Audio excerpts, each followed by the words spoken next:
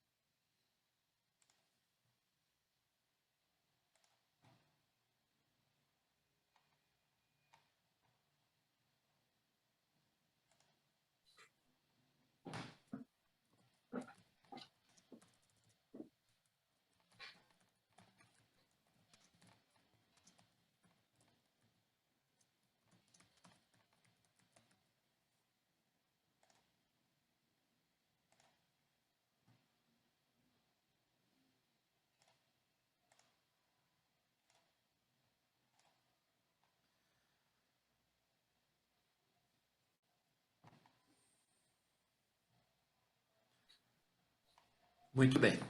São 10h32, daremos início agora ao nosso segundo encontro do Grupo de Intercâmbio de Experiências em Assuntos da Indústria 4.0 e Transformação Digital.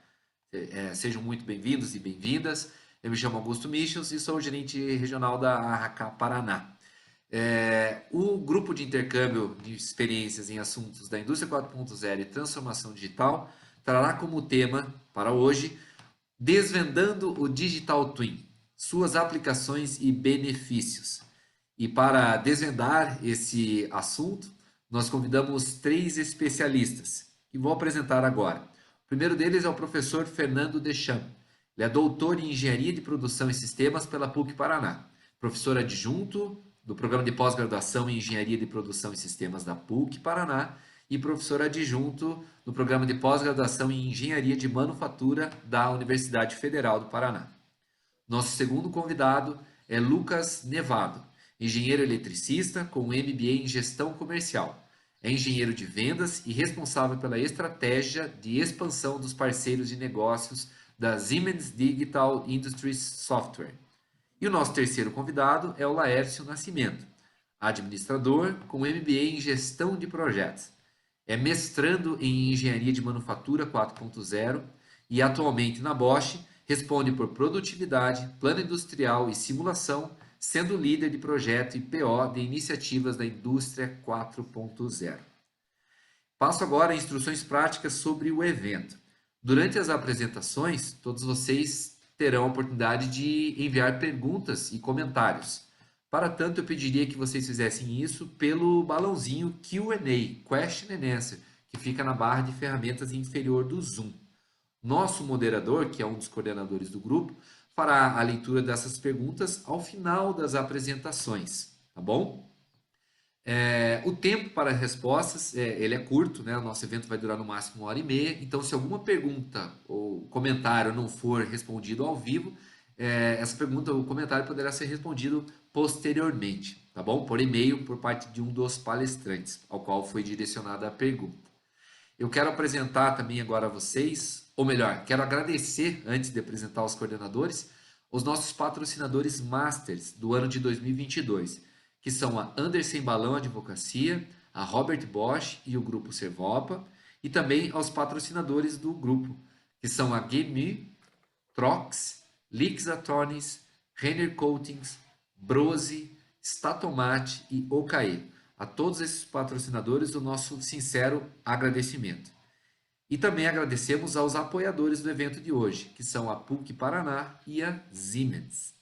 Bom, agora eu vou apresentar a todos os coordenadores do nosso grupo. O primeiro deles é o Joelcio Benvenuti, engenheiro mecânico, pós-graduado em Gestão Industrial e de Pessoas, gerente de tecnologia de manufatura, Tooling Center e Indústria 4.0 na Bosch de Curitiba, e Daniel da Rosa, conselheiro da AHK Paraná e ex-CEO da ThyssenKrupp Division Steering. Apresentados os nossos coordenadores e palestrantes, eu vou passar a palavra agora ao Daniel da Rosa, desejando a todos e a todas um excelente evento. Daniel, a palavra é tua. Obrigado, Augusto. Super bem-vindo a todos que estão participando. Bom dia. Agradecer aos participantes, os palestrantes. E eu queria dizer o seguinte, nós estamos no 24º evento da Transformação Digital Indústria 4.0. Da AHK. A AHK é a Câmara de Comércio e Indústria Brasil-Alemanha. A gente abrevia como AHK Paraná. E vários desses eventos a gente está subindo no YouTube, então quem tiver interesse pode depois olhar. A gente começou abrangendo todos os pilares da indústria 4.0, toda a parte de dados, sensores, algoritmos, Big Data, IoT, iOS, Cloud, 5G foi uma apresentação recente, impressora 3D, falamos de realidade virtual, realidade aumentada. Tivemos um evento também bastante interessante sobre RPA, que é a aplicação de robô em processos administrativos, né? Muita gente fala mais indústria, mas a gente tem muitos associados, são escritórios de advogado, prestação de serviço, e a gente tem uma robotização interessante também na parte de processos, né? Tivemos rodadas de negócio. Esse ano a gente pretende fazer um evento também com startups, dentro da comemoração dos nossos 50 anos da AHK Paraná, e nós vamos mandar convite, o Augusto está sempre coordenando. Augusto, obrigado por coordenar uma agenda tão intensa aí de trabalho, né? Então, a gente tem muito material e a gente fica contente de poder compartilhar isso com todos, tá? A gente entende sempre que hoje entrar na transformação digital é uma questão de sobrevivência, não é mais nenhuma questão de opção. O mundo muito rápido, os modelos de negócio mudam muito rápido, então a gente procura sempre apoiar muito as pessoas a entrarem. E a gente sempre dosa todas essas webinários entre temas, questões básicas e também questões avançadas, explicando como que faz entrar, como que começa, etc. Tá bom? E hoje estou bastante entusiasmado, o tema de Digital Twin, gêmeos digitais, é um tema que está ganhando muito espaço nessa parte de transformação digital, uma ferramenta muito poderosa. Então, eu fico contente aqui de poder contar com o Fernando, com o Lucas, com o Laércio. Obrigado a vocês pelo tempo aí dedicado para essa apresentação de hoje. Augusto, obrigado pela organização. E Joelson, obrigado por coordenar aí junto esse evento. E eu queria, então, passar a palavra para você, Joelson, para fazer a moderação do evento, tá bom? Muito obrigado e bom evento a todos aí, tá? Maravilha, obrigado, Daniel. Fantástico aí a tua introdução, falando bastante a respeito de o que a gente tem feito nos últimos anos, né, com a Câmara Brasil-Alemanha. Vários eventos, eu acho que está todo mundo nessa jornada da transformação digital, né? Tem muita gente muito interessado em vários temas, são muitos temas, e um dos temas muito interessantes, né, que a gente achou que realmente faria daria uma boa continuidade ao que já tinha sido apresentado aqui nos webinars, né, seria o tema Digital Twin, né? E aí a gente contou aí não dá para não agradecer vocês mais uma vez, né? O professor Deschamps, o Laércio, o Lucas, né? Que se disponibilizaram aí voluntariamente a nos ajudar a esclarecer um pouco melhor esse tema. Para a gente não ficar aqui tomando o palco de quem realmente tem que estar no palco, tá? Não tem por que a gente se delongar mais, né? Então, eu queria chamar o primeiro palestrante, tá? Que vai ser o professor Deschamps, que vai vai compartilhar parte da sua experiência aqui em 20 minutos. É muito difícil, né? O professor Deschamps é um doutor, tem muita experiência no tema, né? E é difícil em 20 minutos trazer toda a experiência, mas eu conto com o poder de síntese do professor para trazer para a gente o que ele consegue transmitir, que vai ser interessante para todos nós. Tenhamos todos um bom evento. Professor Deschamps, o palco é seu. Obrigado, Joelcio. Vou compartilhar aqui na minha tela, e aí você só me diga se já consegue já estamos enxergando, professor, já estamos enxergando. Muito bem, muito bem. Bom, Bom dia para todos, né? Gostaria de agradecer aí ao Joelcio, ao Augusto, ao Daniel, ao Marcele pelo convite e pelo apoio nesse evento, né? Uma honra poder falar para vocês, né? Cumprimentar também o Lucas e o Laércio, né? E eu vou dar uma visão, né, que é um pouco mais conceitual sobre o tema, tá? Meio que preparando aí para depois o terreno aí para o Lucas e para o Laércio poderem compartilhar um pouco mais da experiência prática deles, né? Uma coisa que eu achei interessante é quase que providencial que esse tema ele seja abordado nesse momento, né, depois de vocês já terem assistido a palestras a respeito de outros temas, né, porque vocês vão ver, o Digital Twin tem uma coisa de convergência, de integração, de uso de diferentes tecnologias que é bem interessante, né? Tentando assim ser o mais sintético possível, então, Joel, eu gosto geralmente de começar a falar sobre o Digital Twin, né, comentando um pouco sobre o contexto dentro do qual esse conceito ele emergiu, né? A gente está vivendo hoje um momento que é de convergência tecnológica, né? Uma convergência que ela trata da disponibilidade de algumas tecnologias que já existem há bastante tempo, né? E que se tornaram mais acessíveis ao longo dos últimos anos, né? E da demanda, né? Pelo uso dessas tecnologias, justamente pela possibilidade que elas têm de proporcionar a obtenção de um conjunto de benefícios que vão tornar as empresas cada vez mais competitivas, tá?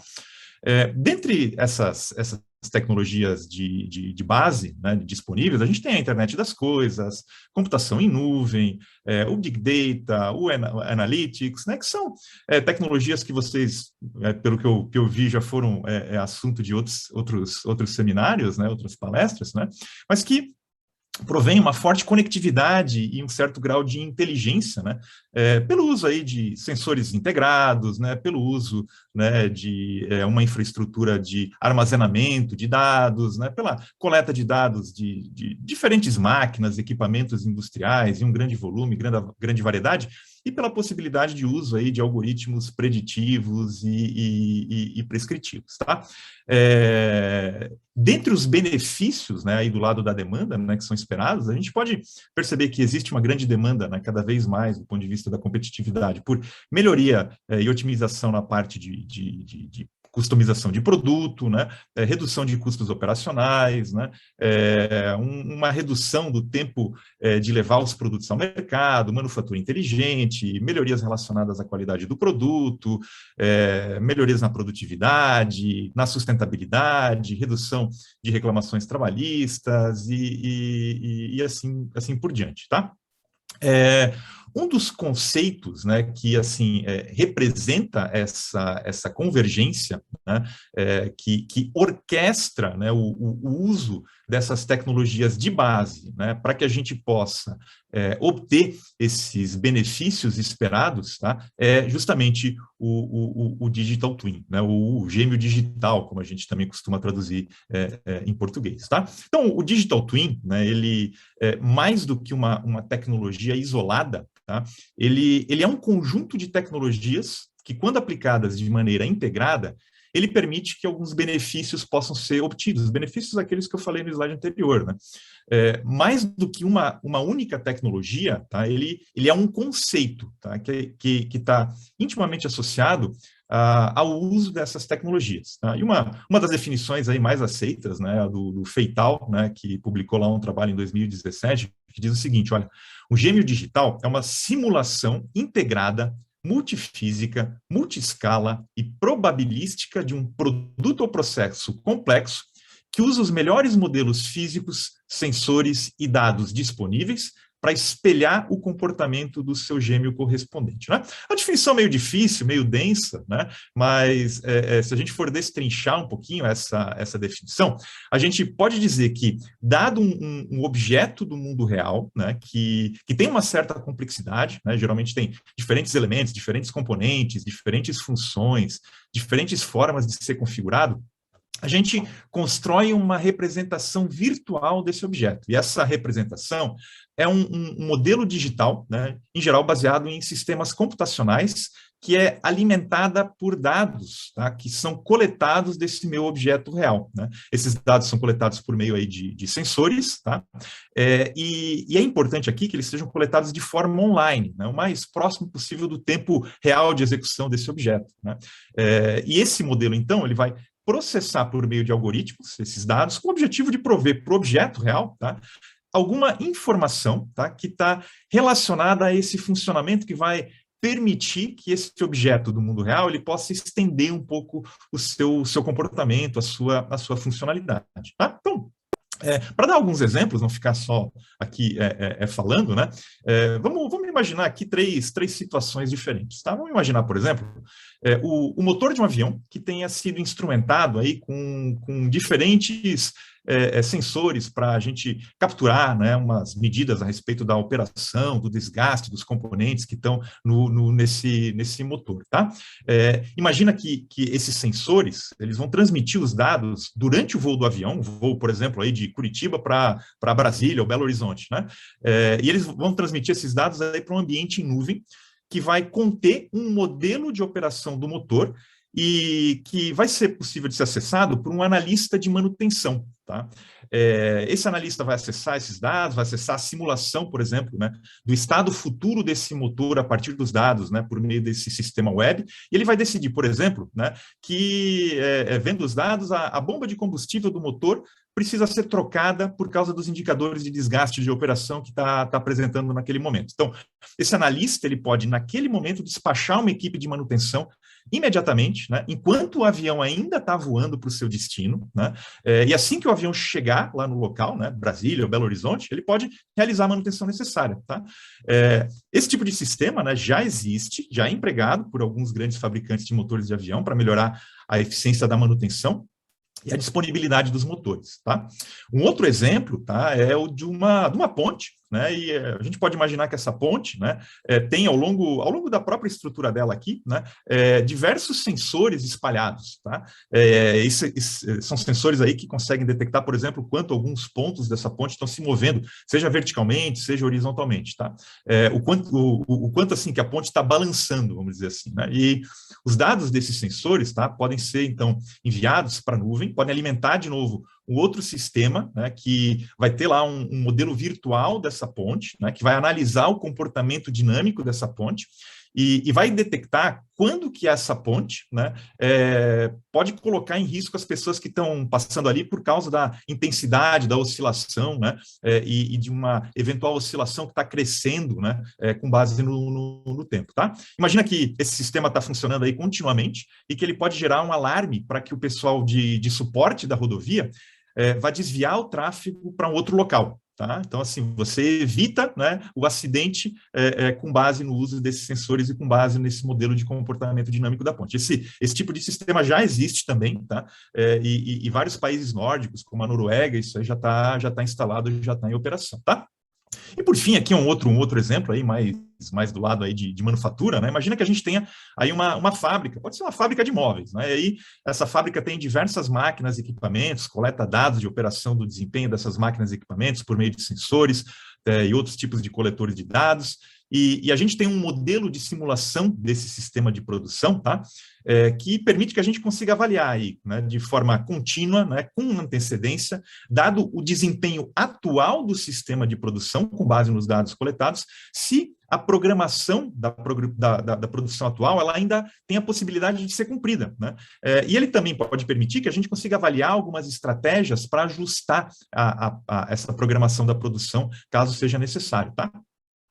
Na situação, por exemplo, de uma eventualidade, uma chegada de um pedido urgente de um cliente importante, tá? Esse sistema de simulação pode automaticamente, a partir do desempenho atual do sistema de produção, né, simular diferentes cenários, diferentes alternativas, de acordo com alguns critérios que sejam previamente estabelecidos, e despachar uma nova programação para evitar atrasos e descumprimento de prazos. Né? Então, esse tipo de sistema também já existe, né, já é possível de a gente instalar. Todos são exemplos de digital twin, né? Seja um digital twin de produto, né? Como no caso do motor de avião, né? Como no caso da ponte, né? Ou seja um digital twin de processo, como no caso aí da nossa fábrica de móveis, tá? Bom, esse conceito, né, do Digital Twin, ele foi originalmente cunhado lá pelo Michael Greaves em 2003, né, e desde então ele evoluiu aí de um estágio de formação, né, em que o conceito foi proposto, né, para um estágio de incubação, em que a gente, assim, tornou mais claros os benefícios, né, aí, de novo, um estágio aí de crescimento, em que a estrutura, né, da forma pela qual a gente implementa esse gêmeo digital também ficou mais clara, né, para um estágio que a gente está passando hoje, que é um estágio de consolidação.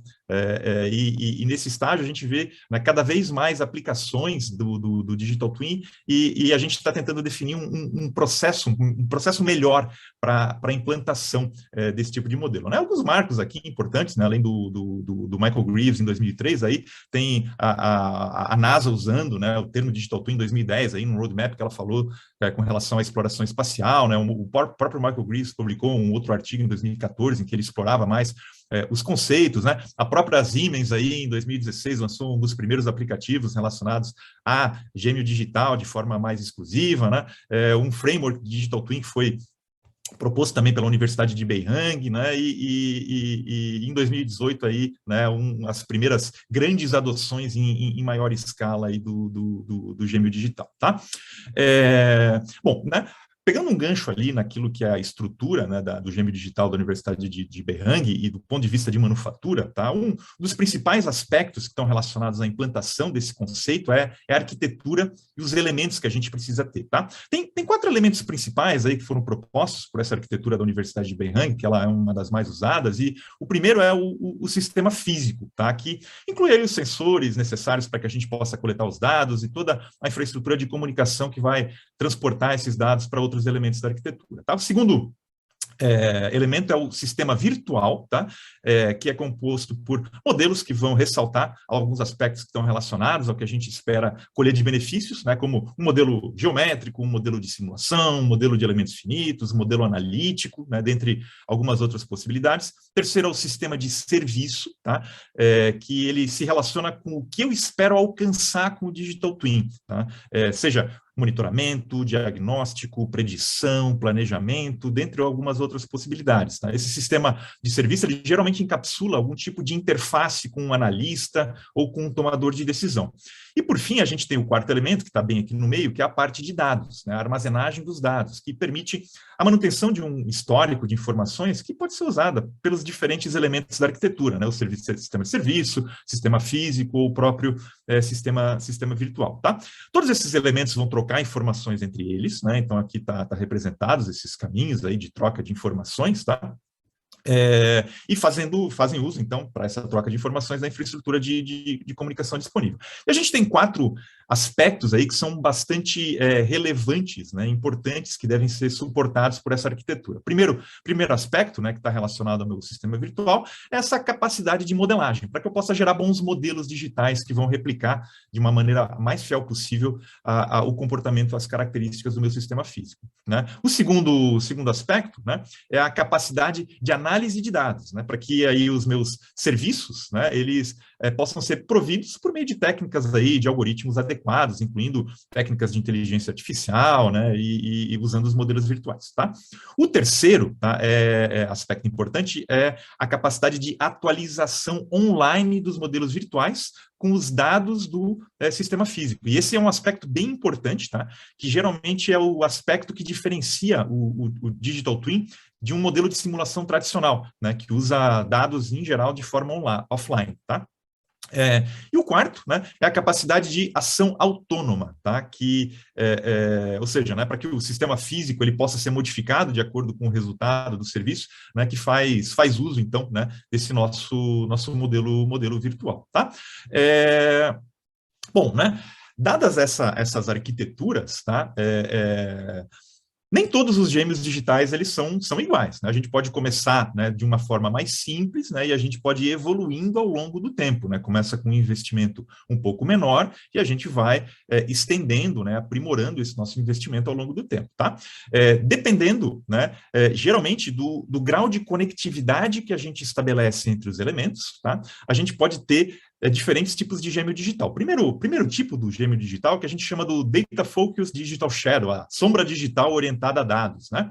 Então, o exemplo que eu dei do motor de avião é um exemplo desse Data Focus Digital Shadow, tá? Os dados, eles são coletados do motor do avião, né? Mas é um analista, eles vão para um modelo digital, mas é um analista humano que avalia a necessidade de manutenção e vai despachar, né, a equipe de manutenção para realizar a partir das informações que são necessárias para a realização da manutenção, tá? E essa equipe é que vai atuar sobre o meu objeto físico, né, de acordo também com essas informações. Então, nesse tipo, né, só a conexão do objeto físico com o objeto digital, ela é automatizada, tá? Segundo tipo de Digital Twin é aquele que a gente chama do Analysis Enabled Digital Shadow, né? Então, é o gêmeo digital, né, a sombra digital com análise automatizada dos dados. Então, o exemplo que eu dei da ponte, né, ele é um Digital Twin desse tipo, né? Nesse exemplo, a gente tem uma coleta de dados automatizada, a gente tem uma análise que também acaba sendo automatizada, né?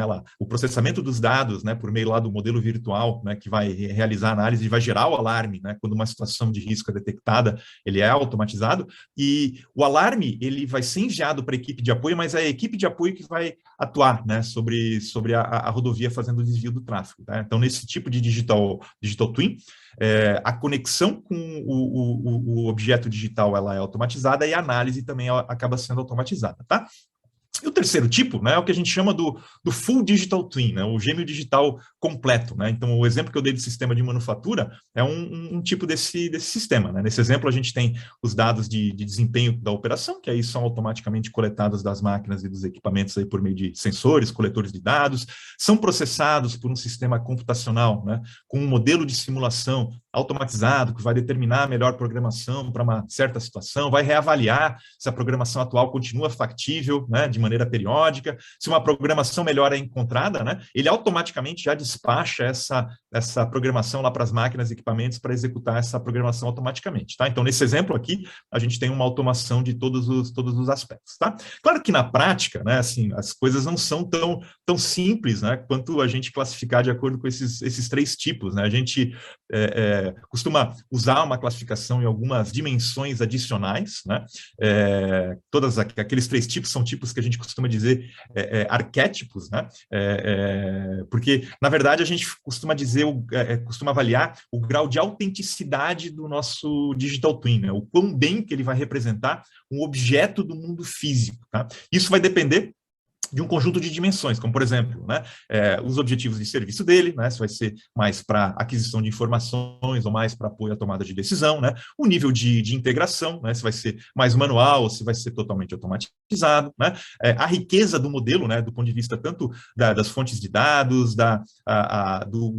dos limites, das fronteiras do modelo, né, se vai ser de um componente, do sistema como um todo, né, do grau de complexidade, se vai ter poucos detalhes, muitos detalhes, né, e da temporalidade do modelo, né, se ele está usando dados que estão muito atualizados, né, uma latência bem baixa, dados que foram coletados instantes atrás, né, ou dados aí mais antigos, né, e o poder computacional, né, se vai ser alto ou vai ser baixo, né, e isso tem uma influência com relação à questão da minha análise, né, o quão rápido eu consigo chegar às conclusões e atuar sobre o meu sistema real, tá? Bom, né, acho que isso dá uma boa ideia, né, do que acaba sendo um Digital Twin, né, e o que caracteriza um Digital Twin. Para finalizar, eu queria só citar um pouco, né, dos drivers, de alguns desafios, de alguns riscos, né, para a implantação do Digital Twin, tá? Acho que o Laércio e o Lucas vão acabar falando de algumas outras coisas relacionadas a isso, tá? Mas com relação aos drivers, tá? E a gente fez algumas pesquisas com relação a especialistas, né, que nos deram algumas um feedback a respeito desses pontos, né? Então a gente pode assim ver que com relação, por exemplo, né, a clientes e produtos, né, um Digital Twin ele acelera o processo de tomada de decisão, né, e o tempo de resposta ao mercado, né? Vide o exemplo do motor de avião, vide o exemplo aí, né, da fábrica de móveis, né? Com relação aos processos, tá? Ele permite que a gente consiga ter, por exemplo, um melhor processo de manutenção preditiva, um melhor processo de planejamento, né? A gente não precisa esperar muito tempo, né, para que os resultados desse desse processo ele surta efeito, né? Isso é uma coisa mais rápida, né? E com relação às pessoas, né, ele permite que a gente consiga usar melhor as competências das pessoas, né, de uma maneira mais eficiente, né? Usar melhor os talentos da nossa empresa, né? A equipe de manutenção, né, muito possivelmente não vai ficar ociosa, né? Ela já vai saber o que precisa ser feito, né? Porque eu já vou estar analisando aí de forma online todas as informações que estão vindo aí dos meus equipamentos em campo, né? Com relação aos desafios, né, geralmente o principal desafio na implantação de um Digital Twin, ele gira em torno do fornecimento de informações atualizadas que são de alta qualidade dos meus objetos físicos, tá? Isso geralmente se dá devido, primeiro, a uma grande heterogeneidade de fontes de dados, de informações, diferentes sistemas que existem dentro das empresas, a partir dos quais a gente pode coletar as informações para fazer o uso desse meu Digital Twin, a velocidade com qual essa nossa informação ela pode ser transmitida, velocidade com a qual ela pode ser processada, né? A idade desses dados, né? Isso faz, às vezes, com que esses dados eles percam valor rapidamente, e aí a atualização do nosso modelo não fica muito boa, né? E outra é a maturidade tecnológica e a infraestrutura de algumas empresas, tá? Que pode ser insuficiente para algumas aplicações complexas. Então, quando a gente pensa, né, na montagem ou na realização, na implantação do Digital Twin, a gente também precisa levar isso em consideração, de forma a que a gente consiga construir uma espécie de um roadmap, né, que está relacionado a ganhar um pouco de maturidade tecnológica para que esse conceito ele possa ser implementado de maneira gradativa, tá? Bom, era isso que eu tinha para compartilhar com vocês, tá, Joel? Tentei ser o mais sintético possível, espero que tenha sido bom, vocês tenham conseguido entender aí bem o conceito, tá? Poxa, professor, eu imaginava que você tivesse poder de síntese já. É um doutor, já tem uma longa carreira aí, imaginava que você pudesse sintetizar. Mas o que você conseguiu trazer na palestra foi um negócio muito interessante, porque você passeou por diversos campos aí, né? Me remeteu a várias coisas, eu pensei em vários, como é que eu vou dizer, várias facetas que tem o Digital Twin. Você começou a deixar bastante claro e abrindo as portas aí realmente para que agora o Lucas e o Laércio possam trazer mais elementos nessa palestra. Foi uma excelente abertura do tema, tá? Muito obrigado, professor. Eu achei muito interessante, vou ressaltar alguns pontos, né? Quando você falou a respeito do modelamento de pontes, né? Me ocorreu um evento que aconteceu em 2018, eu estava ainda fora do Brasil, e teve uma ponte que caiu em Gênova. Eu não sei se você lembra, quem sabe os colegas da audiência aí também vão lembrar. E eu fico imaginando se nós tivéssemos o Digital Twin dessa ponte. A gente teria evitado, certamente, a queda numa cidade muito famosa, né, da Itália, teríamos evitado a queda. Então, acho que não precisa dizer mais para dizer da importância, né, que se tem num elemento desse, numa tecnologia dessa, né, ou nessa integração de tecnologias, como você descreveu, né, falando de definição e assim por diante. Um outro negócio muito legal que eu achei foi a questão de dizer a diferença com a simulação, né? Não é uma simulação, é um Digital Twin. Por quê? Porque traz elementos reais, né? Traz um modelo físico. Muito bacana isso também. E outra questão que eu queria ressaltar, até para a audiência, né? Muita gente pensa no Digital Twin como um negócio gigante, de um investimento gigante. E a gente vê que, dependendo do tipo de Digital Twin, a gente pode começar pequeno e aumentar de acordo com os benefícios que você está retirando desse Digital Twin. Então, assim, muito legal, professor. Obrigado mesmo, né? Muito bacana mesmo. E eu queria agradecer mais uma vez e trazer agora o nosso amigo Lucas para trazer os elementos dele e a experiência dele com essa ferramenta, com essa integração de tecnologias aí. Vamos lá. Obrigado, professor. Lucas, palco teu, companheiro. Ô, Gelson, obrigado. Vocês estão vendo minha tela já? Estamos vendo a tua tela. Eu queria só, antes de você começar com a tua palestra, Lucas, lembrar aos participantes, à audiência, que utilize o Q&A, né, que está aí em cima da tela, no Zoom, para colocar suas perguntas que serão discutidas no final, no painel final que a gente fará com os palestrantes, ok? Bola tua de novo, Lucas. Obrigado aí, Gelson. Eu, primeiro, assim, muito legal tudo que o professor Fernando ele compartilhou aí com a gente, e vai fazer muito sentido e conectar muito com o que eu tenho aqui a compartilhar com vocês, tá? Eu coloquei o nome dessa sessão aqui como ser protagonista na transformação digital, mas muito voltado para a questão do gerenciamento, então, de todos esses gêmeos digitais, de todas essas informações que são geradas a partir desses gêmeos digitais, né? Então, primeiramente, bom dia a todos, pessoal. Eu agradeço muito aí o interesse e disponibilidade de todos, né, para nosso webinar aqui, em especial, claro, né, a AHK Paraná pelo convite.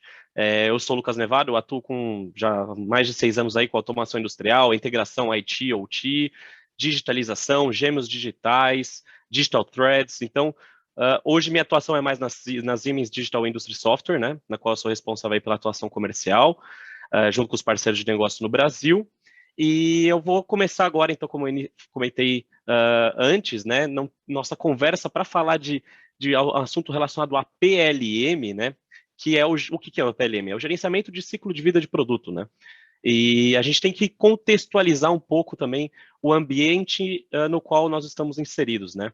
E que ambiente é esse, né? Eu trouxe alguns highlights aqui, mas de forma bastante rápida. A gente provavelmente, vocês já devem ter ouvido aí falar no ambiente VUCA, né? Que é aquele ambiente bastante volátil, incerto, complexo e ambíguo, que inclusive já está ficando um pouco já obsoleto, né? A gente usa hoje até um outro termo que surgiu aí, que é uma evolução do VUCA, que é o BENI, né? Que é o ambiente, na tradução, né? As letras é o frágil, o ansioso, não linear e incompreensível, né? Então, independente da forma aí que a gente vai chamar esse ambiente, a gente sabe que cada vez mais a gente tem que ser ágil, a gente tem que ser mais rápido no desenvolvimento de produto. E o produto cada vez mais com qualidade, esse é um requerimento que cada vez mais os consumidores estão pedindo, né? Os nossos clientes estão nos pedindo, outras empresas, né? E com novas tecnologias embarcadas, né? A flexibilidade acaba sendo um ponto essencial aí para a gente se adaptar a esse mundo cada vez mais globalizado, né? E que permita a gente atuar em novos mercados e criar, então, novos modelos de negócio. Então, em resumo, a todos esses tópicos aqui, esses 4 pontos que eu puxei com vocês, é que a gente está vivendo um desafio em comum, né, que é um mundo cada vez mais complexo, né? A complexidade tem crescido muito devido a essa quantidade de informações geradas que a gente tem, que a gente encontra no desenvolvimento de um produto, de um projeto ou de um processo, né? Alguns aí podem dizer até que a resposta aí para essa complexidade é tentar limitar ou gerenciar essa complexidade de alguma forma. Mas o que a gente acredita que, na verdade, os verdadeiros disruptores aí serão as pessoas que não vão tentar limitar essa complexidade. Na verdade, que vão tentar se tornaram empresas mais ágeis, pessoas mais ágeis, reduzindo ali, buscando redução de custo de desenvolvimento, reduzir custo de produção, respondendo de forma rápida a essas mudanças nas demandas dos clientes, dos consumidores, e criar esses novos modelos de negócio, né? Na verdade, o que a gente acredita é que essas empresas precisam usar a complexidade como uma vantagem competitiva para permanecer ou se tornar a número 1. Então, a pergunta que eu faço aqui para vocês, né, para a gente já começar então esse raciocínio relacionado às informações é: como vocês estão preparados? Como a gente está preparado aí para esse mundo VUCA, esse mundo BENI, né? Como estão as informações? Será que as informações estão na cabeça das pessoas, né? Ou seja, a gente fica altamente dependente de uma pessoa que está trabalhando ali, como o professor Deschamps falou, que em relação ao gêmeo digital, uma pessoa trabalhando no gêmeo digital. Será que essa informação gerada a partir desse gêmeo digital está retida e gerenciada na cabeça das pessoas? Então, essa é uma reflexão aí que a gente tem que pensar e ter quando a gente fala desse assunto de PLM, tá? Eu vou abrir aqui todos os slides, essa animação, mas as informações ali, quando eu trago esse quadro porque é bastante interessante, ele é um quadro, claro, genérico, mas a gente diz o seguinte, que as informações relacionadas a um produto, né, ou um projeto, podendo ser um produto, o desenvolvimento de um produto novo, produto formulado ou não, um projeto de uma máquina, um projeto de uma linha de produção, todos aqueles gêmeos digitais que o professor trouxe no exemplo anterior, eu trago aqui como vou chamar de um produto para facilitar, mas pode ser um projeto, um processo, tá? Mas informações relacionadas aí a esse produto, elas iniciam desde as áreas lá do comercial, marketing, pesquisa e desenvolvimento, e que é durante a ideação do produto, né?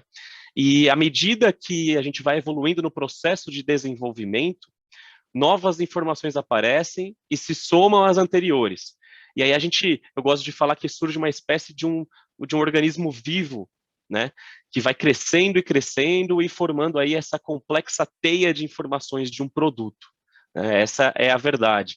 Agora, o que eu trago nesse quadro? Né? Agora, imagine como esse organismo vai crescer, né? A quantidade de informações que gêmeos digitais e esses produtos ali informações relacionadas a esse produto, como elas vão crescer, esse organismo vai crescer em um ambiente que são usadas diversas planilhas isoladas, né?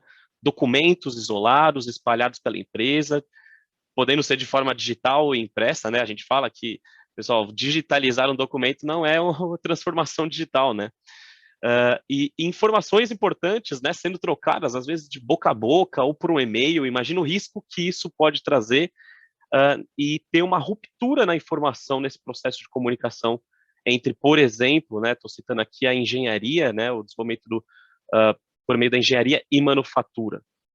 E o mais importante de tudo, qual o custo relacionado a essa ruptura, que pode gerar, devido a algum erro, num sucateamento, porque um projeto estava numa revisão errada e a manufatura já tinha produzido, em problemas de qualidade, ou seja, produto acabado já, um lote acabado, um recall, né, quando a gente está falando de montadoras, então problemas de qualidade, tempo desperdiçado com retrabalho.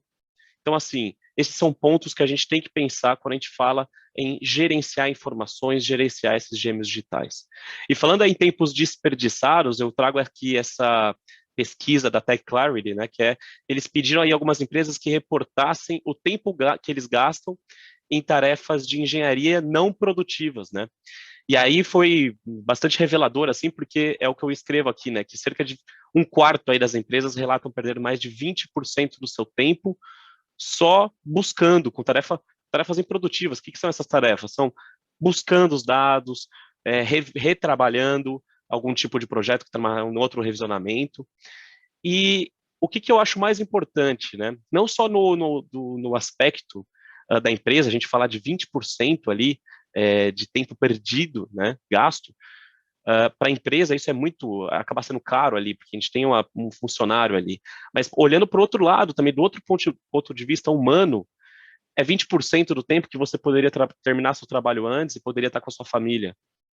Então, assim, é um outro ponto de vista bastante interessante que a gente tem que ter, que a gente está tendo mais tempo também para ter esse work-life balance, né, para a gente ter para nós mesmos. Então, a pergunta eu faço é vocês se consideram, né, onde vocês podem se encaixar aí nesse espectro, né?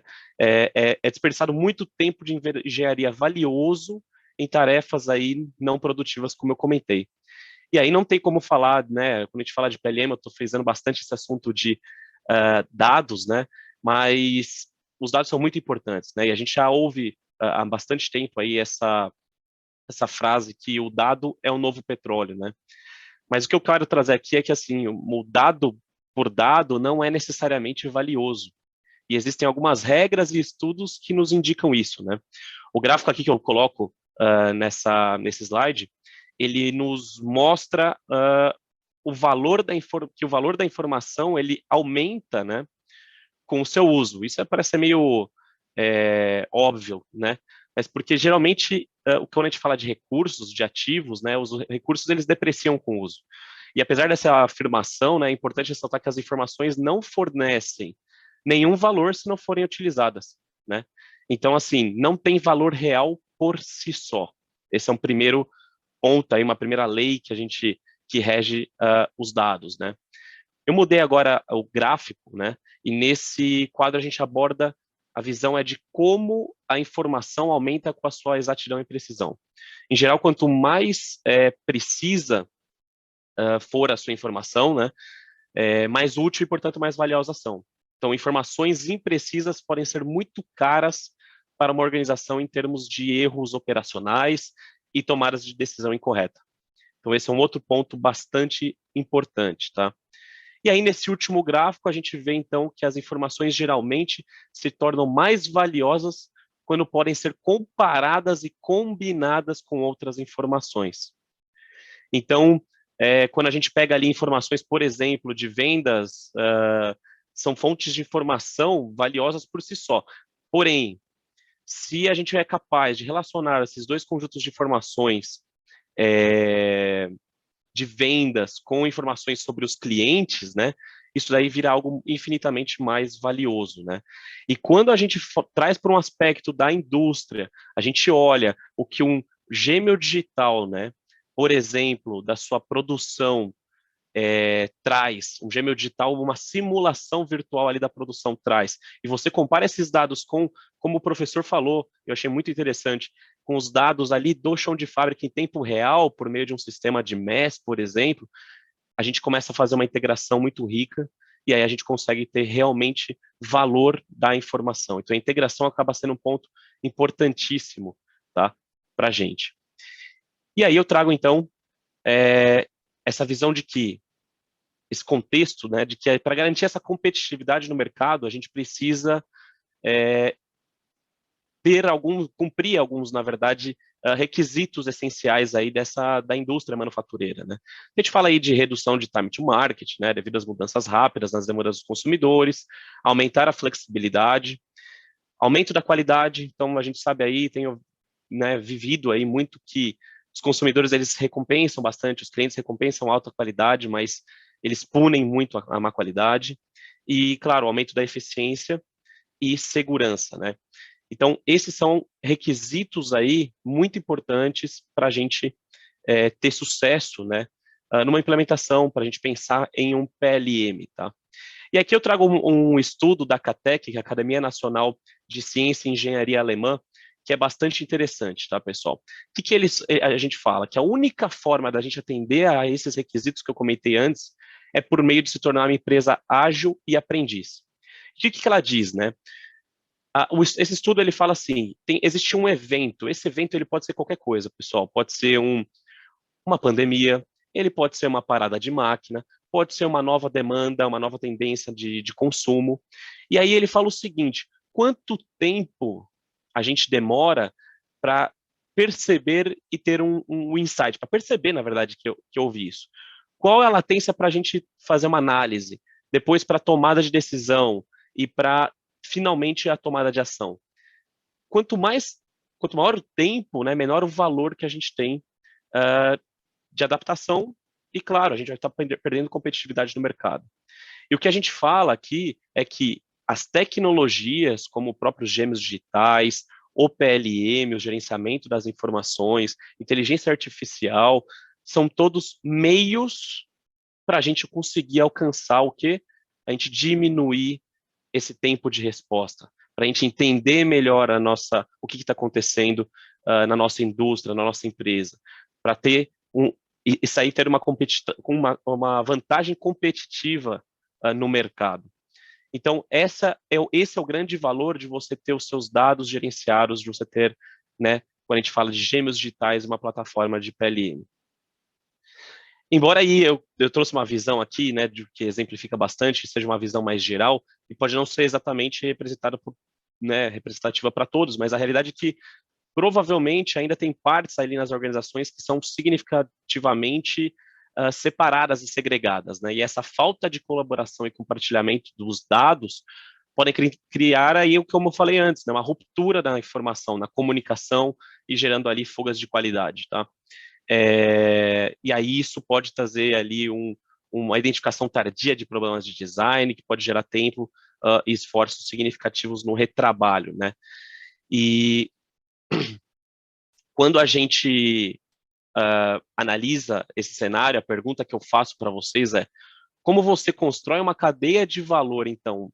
Né? Vamos responder essa pergunta. Falei bastante dos dados dessa ruptura. Então, como a gente constrói essa cadeia de valor robusta e melhora a colaboração em geral, né? Primeiro, você deve começar a eliminar esses silos, né? Removendo essas trocas manuais ou prática típica de jogar, né, as coisas sobre a parede. A gente precisa fornecer mecanismos que controlem o fluxo de informações e garantam que os pré-requisitos críticos e qualidade dos dados, eles tenham sido cumpridos, né? Então, além disso, a gente precisa habilitar um ambiente que verdadeiramente seja colaborativo, né? Em que todas as partes interessadas necessárias estejam ali incluídas. Isso com todos os departamentos, né? Porque a gente sabe, como eu falei antes, o gêmeo digital, a informação vira um organismo vivo que só vai crescendo, né? Então, e finalmente, o que a gente precisa para fechar todo esse ciclo, né, uma vez que a gente tem as pessoas envolvidas, é fornecer um circuito aí fechado, um feedback fechado, confiável em cada etapa para a gente conseguir, então, ter uma cadeia de valor mais rica, provendo visibilidade, né, e aprimorando as funções aí, e minimizando os atrasos e os retrabalhos que a gente pode ter, tá? E aí eu trago aqui uma visão para vocês já, então, de como funcionaria isso, né? Claro, uma visão mais genérica, mas é uma forma que a forma que a gente tem para controlar todo esse fluxo de informação é por meio dessa plataforma digital, né? Por meio do PLM, que vai ser totalmente integrado com ferramentas de RP na empresa, tá? A gente começa então ali olhando lá no canto esquerdo, né? Pelo ciclo de inovação e concepção de produto, onde a gente tem ali o gerenciamento das ideias, reutilização de projetos, otimização desses projetos por meio de simulação, colaboração e gestão de requisitos e qualidade, e isso se integra com o seu processo de manufatura, né? Onde a gente vai ter ali, então, as listas de materiais de engenharia se convertendo em listas de materiais de manufatura, né? E até mesmo isso se transformando, né, num roteiro de fabricação. Você percebe que está tudo interconectado, né? Tudo conectado durante toda essa cadeia de desenvolvimento do produto. E toda essa gestão de qualidade também indo para a manufatura, né? E a gente podendo ter até informações sendo gerenciadas do produto acabado quando está disponível no mercado, né? A gente sabe aí, a gente tem visto aí que as montadoras, por exemplo, cada vez mais olhando para o lado da mobilidade, de gerenciamento e coleta de dados ali, quando o carro, né, já está na mão do consumidor final. Então, isso tudo voltando nesse circuito fechado para essa plataforma digital. E aí, repare aqui só um detalhe bastante importante, que enquanto o RP ali, ele vai estar executando as atividades transacionais, administrativas relacionadas à cadeia de suprimentos, preços, fornecedores, contabilidade, matéria-prima e estoque, o PLM ele vai atuar na camada de gerenciamento direto do ciclo de desenvolvimento relacionado a um produto. E aí ele vai gravar as informações finais, depois disso, e reais, no RP. Tá? Então, aí com o PLM é possível você integrar toda a cadeia de valor do produto, desde o reuso ali de projetos. Né? E aí, caminhando ao fim, né? Então, quando a gente fala dessa plataforma digital que é o PLM, a gente tem diversos domínios a serem explorados dentro dessa plataforma. Então, iniciando ali, né, trazendo esse exemplo, aqui eu trouxe algumas palavras-chave, né, para vocês entenderem o que engloba um PLM, né? Mas quando a gente pega na concepção do produto, a gente fala dos desenhos, então, o gerenciamento dos desenhos, dos gêmeos digitais, dos desenhos mecânicos, elétricos e do próprio software embarcado no produto, gerenciamento e estudos de otimização estruturais de fluidos por meio ali da simulação, né, o gêmeo digital usando simulação, gerando lista de materiais a partir do seu sistema de CAD de desenho, né, e podendo expandir, claro, de acordo com os objetivos estratégicos das empresas, porque a gente fala de uma plataforma totalmente escalável, tá? A ideia sempre é a gente iniciar pequeno e ir escalando por meio de um projeto formal de digitalização. E aí a gente permite, então, quando a gente fala em expansão, a gente pode chegar até numa integração com manufatura, reduzindo papel no chão de fábrica, conectar com fornecedores, analisar requerimentos, configuração de produto desde a ponta do processo lá, como eu falei, no comercial. Então, a gente já ter algo tudo integrado desde o início lá do processo via comercial, quando a gente fala de produtos customizados, e permitindo até a questão de análise de custos, né, relacionados ao projeto, desde o início do projeto até a sua manufatura, analisando todo o processo em si, não só lista de materiais e fornecedores, mas o processo, né, qual vai ser o custo de energia da máquina, enfim, tendo uma análise bastante completa dentro de um PLM, podendo compartilhar isso com toda a corporação. Então, como eu disse, em resumo, a plataforma de PLM que gerencia, né, a vida do produto, o ciclo de vida do produto, com informações sistêmicas, e toda a corporação poderá interagir e alimentar informações relevantes à cadeia produtiva. Esse que é o conceito de um PLM, e eu fiz toda aquela história, né, para a gente entender a importância de você ter essa gestão da informação numa plataforma como um PLM.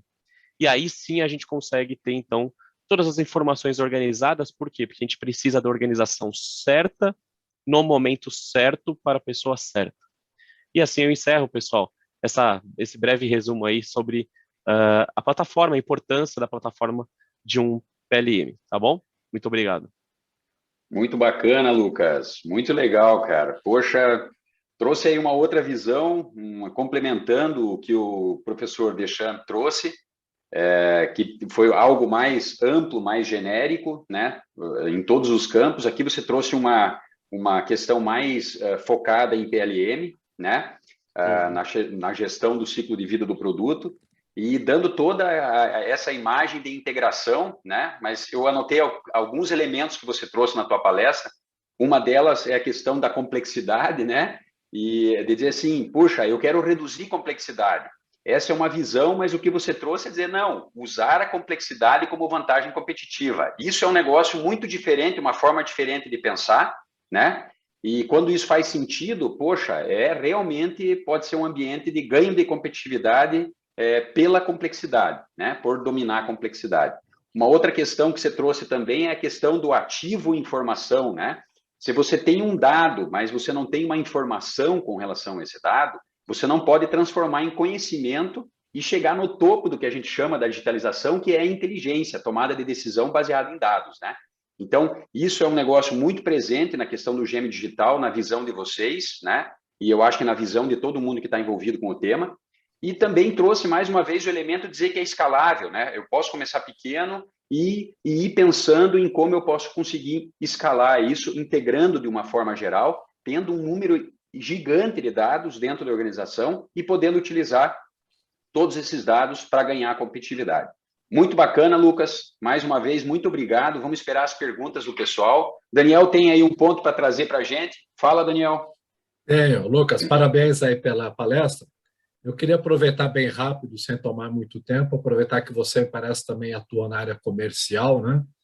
Se alguma empresa quer começar a trabalhar com isso, você recomenda projetos pequenos ou já um projeto abrangente?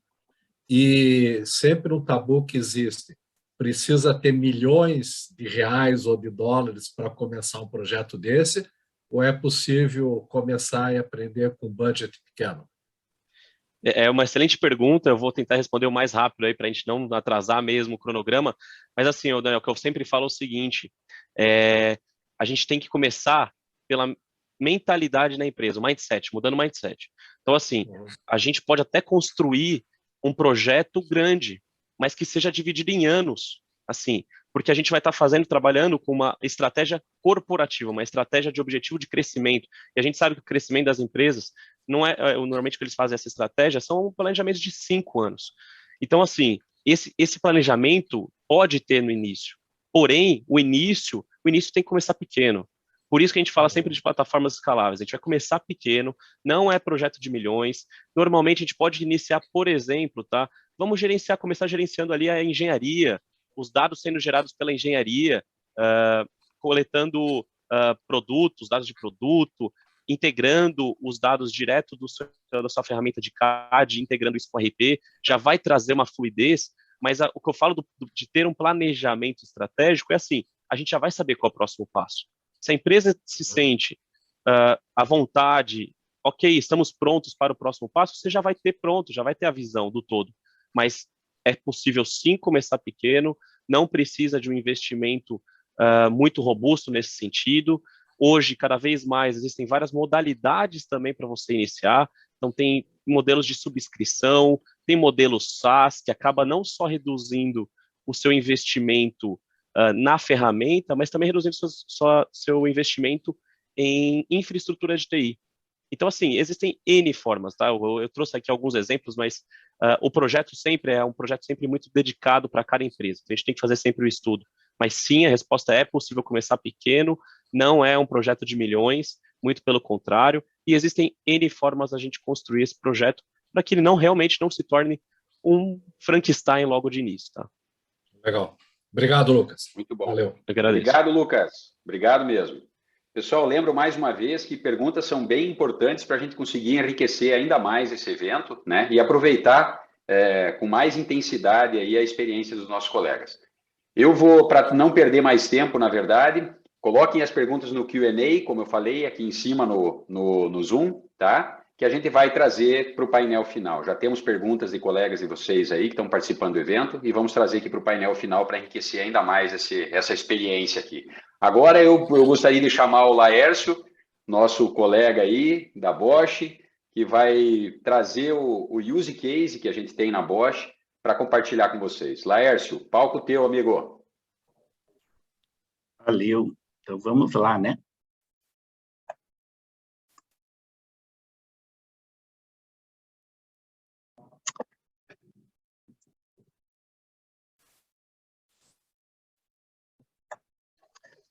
Já Então, estamos pessoal... vendo aqui, Laércio. Ok. Beleza. Então, obrigado primeiramente, né, a oportunidade. Meu nome é Laércio Nascimento, eu trabalho na Bosch já há 17 anos. Atualmente eu estou na engenharia industrial, eu sou idealizador e líder desse projeto Bosch Smart Simulation, o nosso BSS, né? Ele visa criar um digital twin da nossa fábrica com foco no aumento de performance e competitividade. Esse é o meu quarto projeto ligado à conectividade e, sem dúvida, esse é o maior desafio da minha carreira, pois, mesmo pesquisando bastante, ó, que a gente pesquisou e foi atrás de case, teve pouco a se copiar e muito a se criar. Isso deu uma complexidade grande no nosso projeto, porque a grande maioria dos projetos, eles estão mais ligados os cases existentes em relação à Digital Twin, eles estão mais ligados a avaliar uma máquina, uma única otimização, direcionada a uma única otimização. E o nosso está buscando ser bem abrangente, buscando avaliar todo o fluxo de valor como um todo. Nos próximos slides eu vou tentar mostrar para vocês como estamos tentando criar esse nosso gêmeo digital.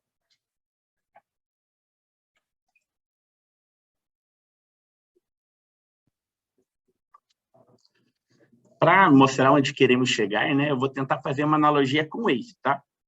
Primeiramente, quando você coloca o destino, ele mostra o mapa do seu local atual até o seu local de destino, certo? Após o que ele faz? Ele faz uma primeira rota, analisando diversos dados, talvez alguns dados históricos. Depois, em seguida, ele usa os dados real-time para mostrar algum problema de rota. Opa, vai por aí, vamos ter um problema, né? Tem um acidente, tem uma obra, então não segue por aí que vai dar BO. Em seguida, ele recalcula tudo isso, né? E mostra novas possibilidades. E, por último, ele te direciona mais otimizada. Ele analisa e fala, ó, vai por aqui que vai ser melhor. E é bem isso que nós queremos com o nosso projeto. No momento, estamos criando um modelo virtual da nossa fábrica, contendo diversos dados do processo, como pessoas, tempos de produção, ferramenta, fluxo de produção, que na nossa fábrica pode ser bastante complexo, entre outros. É uma mistura de dados padronizados com dados real-time. E como um app de rota, né, mostra um acidente à frente, vamos alertar as pessoas e sistemas de possíveis desvios, como a utilização de dados do RFID para alertar que determinado part number não está no nível adequado em buffer, ou até mesmo avaliar que uma máquina já parou mais que o planejado naquele momento.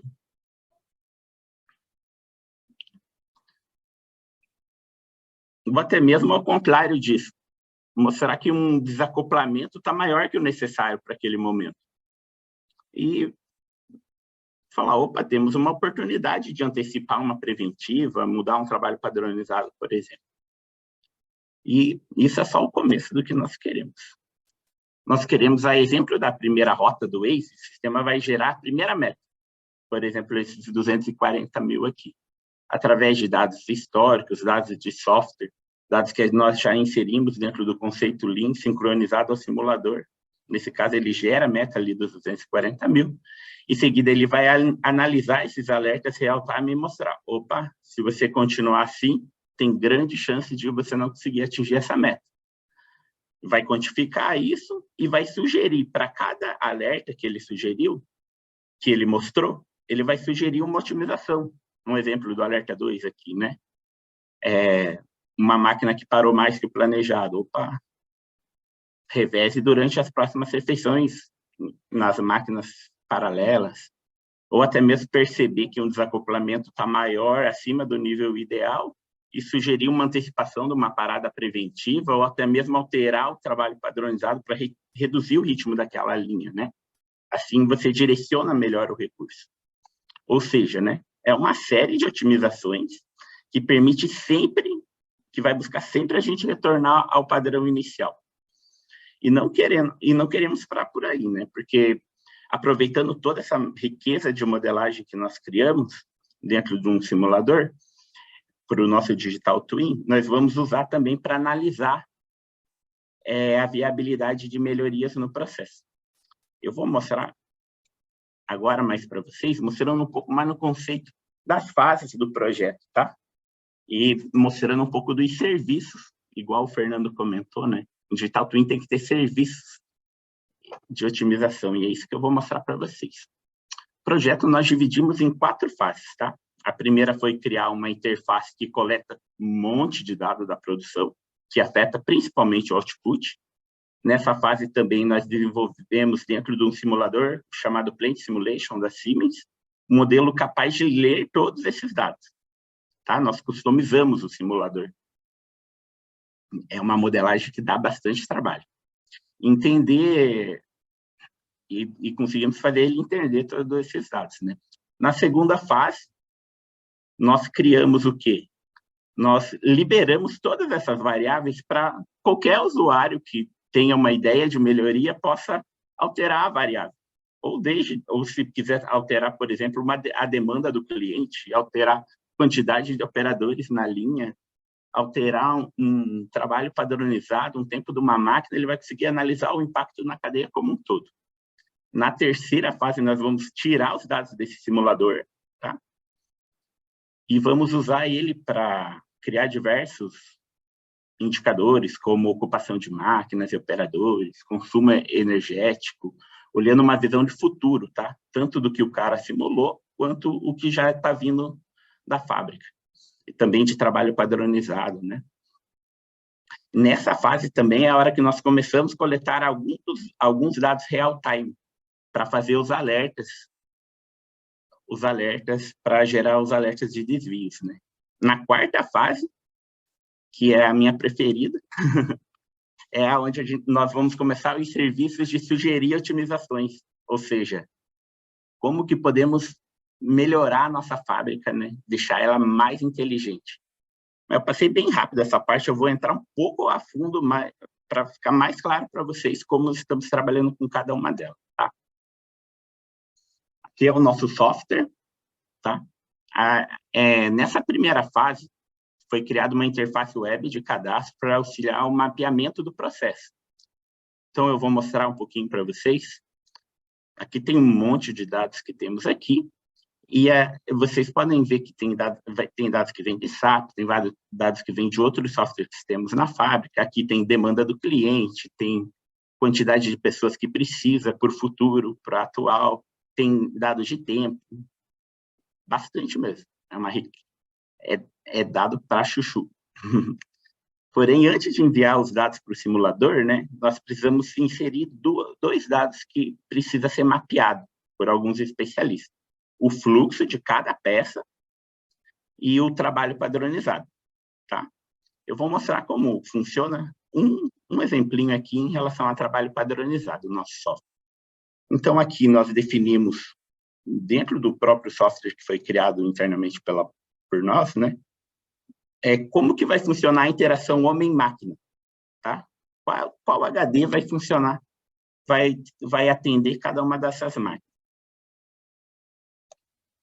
E o que a gente faz? Como vocês podem ver, nós criamos todas as possibilidades possíveis para aquelas máquinas dentro do simulador. E lá também. Então, nesse primeiro exemplo aqui, por exemplo, existem 5 operadores que conseguem atingir o máximo de output dessas 5 máquinas, Já no exemplo 2 é 4, tentando atingir o máximo e o melhor balanceamento para os 4 funcionários. Depois eu deixo com 3, com 2 e com 1, para eu ter todas as possibilidades. Tá? Isso, assim o simulador vai validar e corrigir os outputs, agora analisando outras variáveis, desde distância percorrida pelo operador, quebra de ferramenta. Ele simula e mostra o impacto de tudo aquilo que eu inseri. Voltando para o exemplo do Waze, né?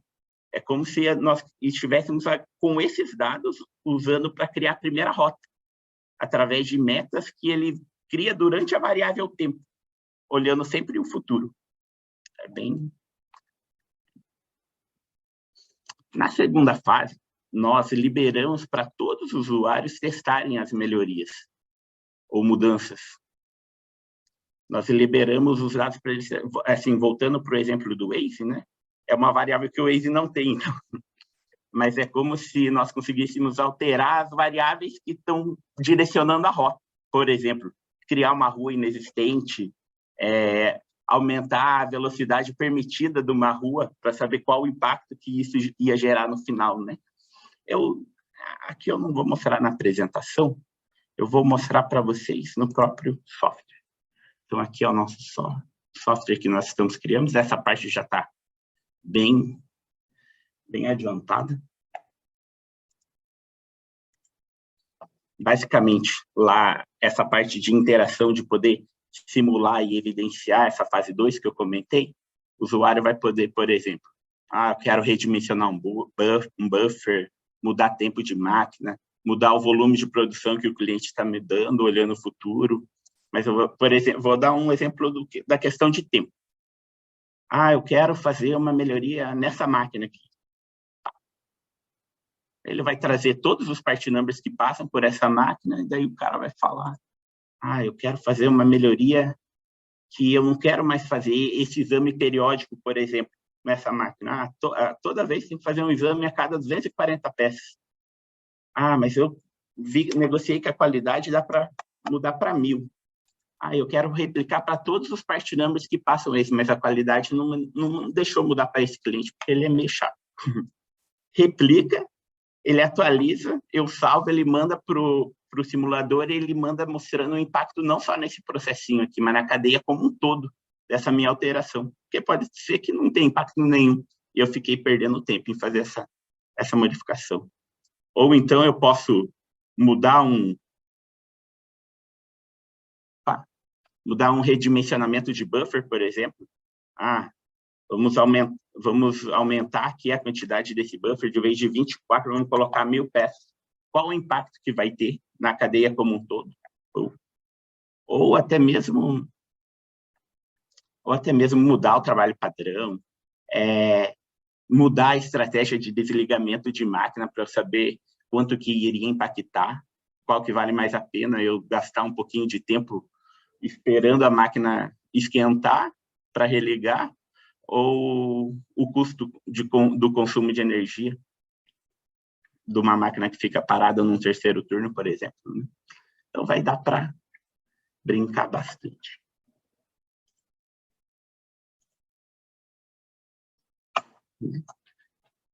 E, como eu disse, ele vai ser capaz de avaliar não só o impacto de uma variável, né? De várias variáveis, né? E de vários trabalhos padrões, e qual o impacto em consumo energético, qual o impacto em balanceamento, ocupação de máquina, operador, tudo isso conforme o cara testar. Agora, na terceira fase, além de usar esses dados de saída do simulador para criar indicadores de consumo de energia, ocupação de máquinas, ocupação de operadores, pensa como ele pode direcionar, o Digital Twin pode direcionar, olhando para o futuro, lá para frente vai ter uma máquina que vai ficar ociosa, pode passar para outro processo, pode vender. Tem um operador que tem uma ocupação muito baixa, não dá para automatizar, colocar um robô no lugar, várias coisas podem ser feitas, né? E, através disso, nós vamos criar uma visualização, além disso, né, nós vamos criar uma visualização de padrões, de VSM, por exemplo, de trabalho padronizado, entre outros, olhando tanto o cenário atual quanto o simulado pelo usuário. Nessa fase também, nós vamos, como exemplo do Waze, pegar os dados real-time, né? Para gerar dinamicamente alerta, mostrar que algo começou a sair do planejado naquele momento, quantificando o problema que pode existir no futuro se continuarmos dessa forma, né? Aquilo que eu mostrei para vocês.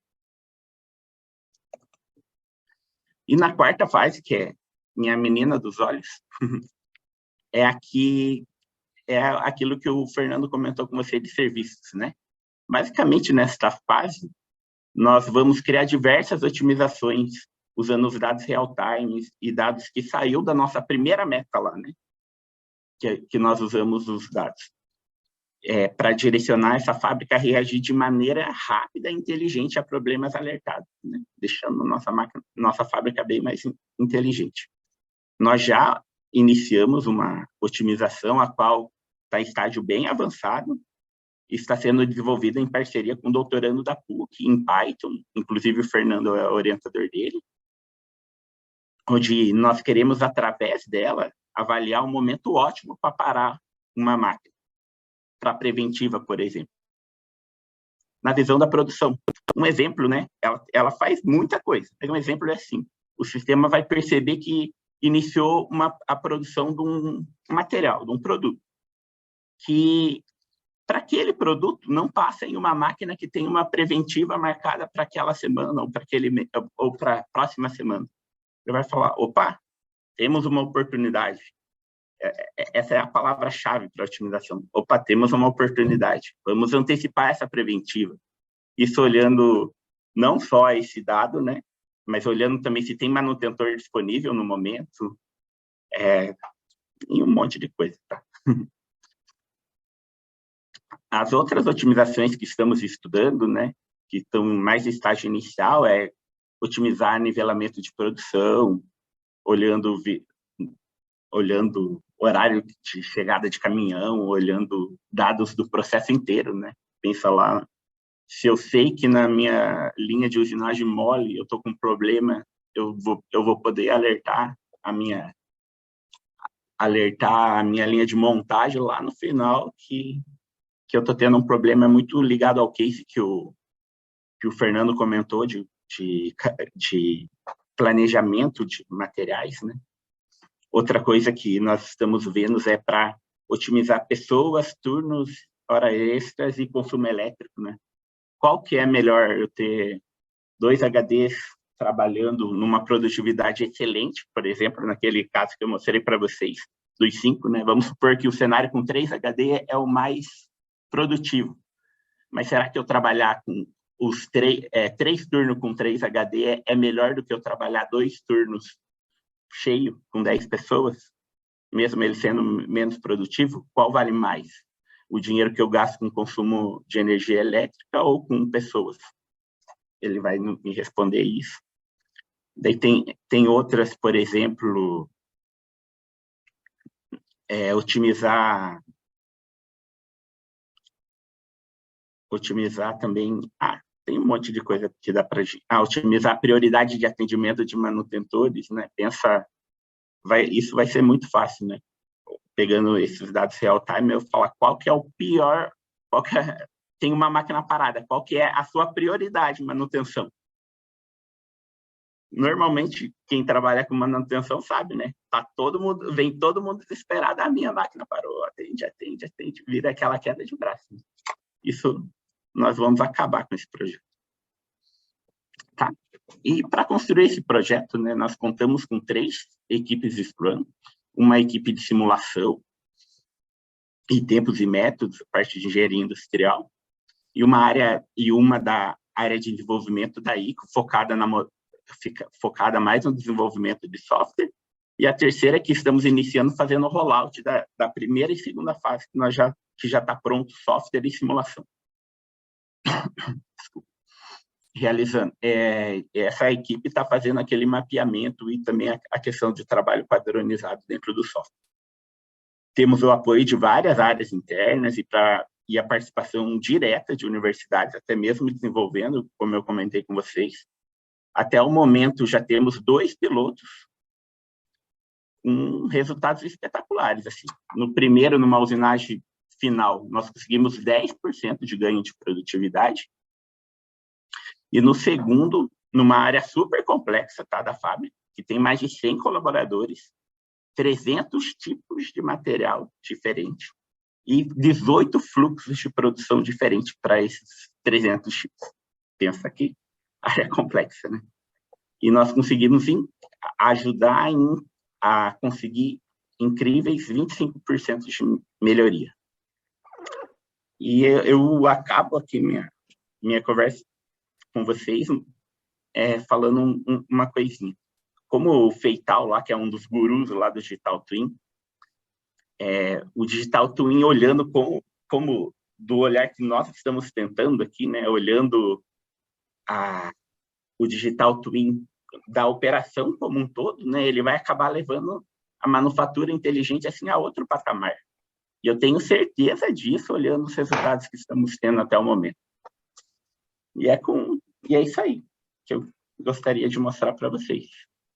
Excelente, Laércio. Cara, que excelente apresentação, meu amigo. Muito bom mesmo, né? Acho que é um trabalho fantástico que nos motiva realmente a entrar com o tema Digital Twin muito fortemente, porque existem vários benefícios. Benefícios que vocês estão colocando aí, quem que não quer ter um aumento de output baseado em gêmeo digital, como você trouxe para a gente, né?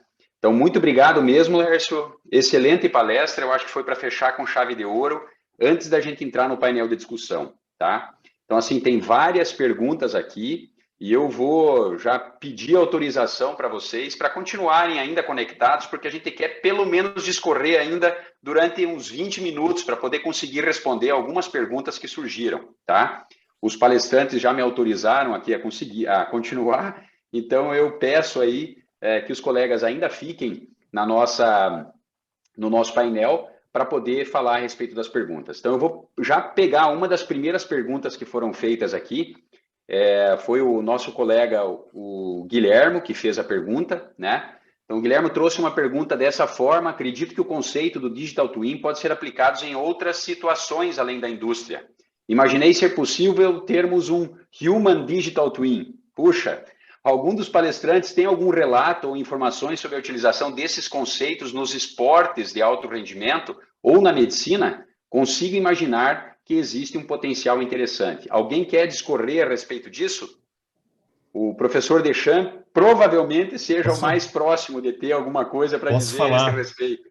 Posso falar um pouquinho, né? E sem dúvida, né? Legal, professor. O Guilhermo, né? Guilhermo que fez a pergunta, né? Isso. Ele matou a charada, né? Claro que a gente deu vários exemplos aqui relacionados à indústria, né? Mas a aplicação do Digital Twin, ela extrapola a indústria, né? Vai para sua casa, né? Vai assim para esporte, vai para medicina e assim por diante, né? Eu, em particular, estava tendo um projeto, inclusive, com uma empresa da área de saúde, né, em que você tinha um modelo, né, um digital twin da pessoa, né? Claro que não era o bonequinho da pessoa, né, mas era um modelo comportamental, mais voltado para causa e efeito, né, em que você coletava dados e, com base nisso, você conseguia fornecer recomendações com relação aos tipos de cuidado com a saúde que a pessoa ela deveria ter, né, com base em todo o histórico médico dela e assim por diante. Então, várias empresas nessa área já estão fazendo algumas apostas nesse sentido, né, e grandes operadoras da área de saúde já estão fazendo algum tipo de investimento nisso, né. No esporte, isso é até talvez mais corriqueiro, né, principalmente no esporte de alto desempenho, né, em que o investimento ele é mais alto, né? Então você ter modelos ali, né, que mostrem para você, né, a dinâmica de funcionamento do time, né, e como que você iria reagir a determinadas situações, né? Isso já ocorre há algum tempo, né? Nas ligas de esportes americanos, isso é o trivial, né? Eles adoram coletar dados a respeito de tudo, né? E eles usam esses dados para alimentar modelos de predição para tentar identificar pontos fortes, pontos fracos, né? Formações por exemplo, em esportes coletivos, né? Formações de ataque, formações de defesa que funcionam com tal jogador, com outro jogador, né? E tem um estudo bem aprofundado com relação a isso. Muito legal, professor. Nós temos várias, eu sei que teria tempo para a gente discorrer várias coisas. O Daniel tem um ponto aí. Diga, meu amigo. Só queria complementar a resposta do Fernando, a pergunta muito interessante do Guilherme. Não que eu seja especialista na área, eu não sou nem de saúde, nem de esportes, mas gosto de esporte. E há algum tempo atrás eu li alguns artigos muito interessantes nessa área de esporte e digital twin sobre o uso dos digital coaches, o treinador digital, onde é criado o modelo, né, do esporte, o modelo do esportista com todos os dados dele, né? E daí durante o treino você capta vários sensores, né, colocados, né? A gente tem até relógios que captam uma série de sensores vitais, né?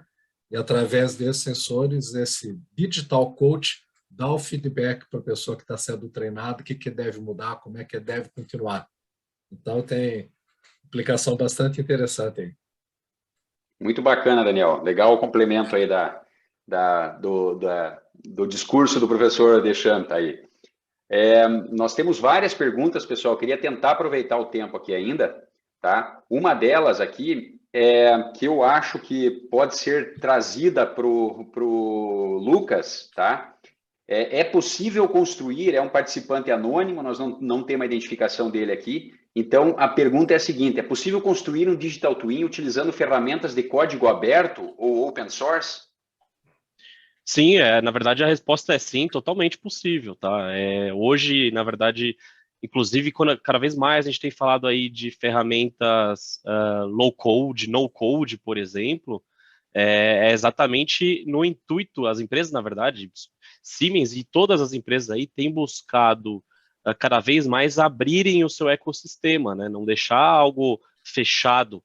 Então, assim, quando a gente exatamente fala de você ter uma plataforma, vou usar esse exemplo do low code, né, que é um desenvolvimento de códigos ali para não desenvolvedores, né? É uma plataforma bem fácil ali de você gerar. A ideia é que você possa criar ou então um ambiente totalmente aberto, do jeito da forma que você quiser, uma aplicação ou aplicativo, não necessariamente só aplicativos, mas exatamente para você começar já então ter uma coleta de dados, e aí não precisa ser um sistema necessariamente fechado, tá? A gente pode já ter coleta de dados, começa a jogar dados numa ferramenta, por exemplo, uma plataforma de IoT. Então, sim, quando a gente fala de gêmeos digitais, assim como a gente falou, a gente pode até expandir isso para o lado humano. Então, assim, o gêmeo digital, a base dele é você coletar os dados físicos e jogar no ambiente virtual. Então, sem dúvida nenhuma, a resposta é clara, né? É claro que sim. Obrigado, Lucas. Muito bacana. Vou tentar trazer uma agora para você, Lércio. Vamos ver se você consegue responder essa aí. Também é um participante anônimo, então, como a gente não consegue responder remotamente, né? Eu vou trazer aqui para o painel, que eu acho que pode trazer uma discussão bacana. Eu vou direcionar primeiramente ao Laércio, mas queria o complemento também, depois do Lucas e do professor Deschamps, porque eu acho que é um tema que pega todo mundo aqui, tá? Qual o principal desafio para criar o ambiente virtual baseado no ambiente real? Consegue trazer alguma coisa para a gente, Laércio? No nosso caso, a maior dificuldade foi a customização do Digital Twin, né, dentro do simulador. Porque, principalmente, a interação homem-máquina. Né? Uhum. Normalmente, quando você faz... O pessoal faz um Digital Twin, normalmente ele faz da máquina gargalo, por exemplo. Né? E quando você tem essa interação homem-máquina, que o operador pode ter diversas atividades periódicas, e como aquelas máquinas, aquele fluxo de máquina vai se comportar em relação a isso, e a como o operador vai se comportar diante a um setup, diante uma troca de ferramenta, isso gerou uma complexidade muito grande no nosso projeto. Mas vencemos. Bacana, Lércio.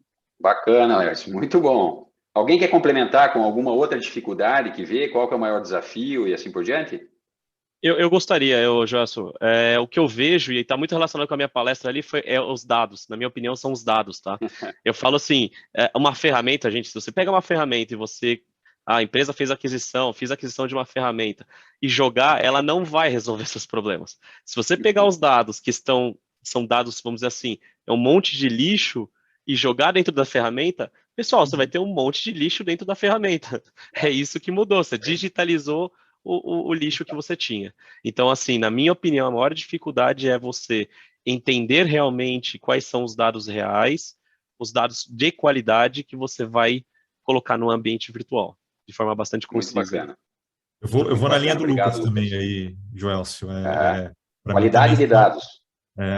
são os dados, Tá. né? E Muito não legal. só a qualidade, né? É também assim uma questão de você entender os dados que você tem disponível, né? E os dados que você precisa, né? Para poder gerar o modelo e para você poder processar os algoritmos, né?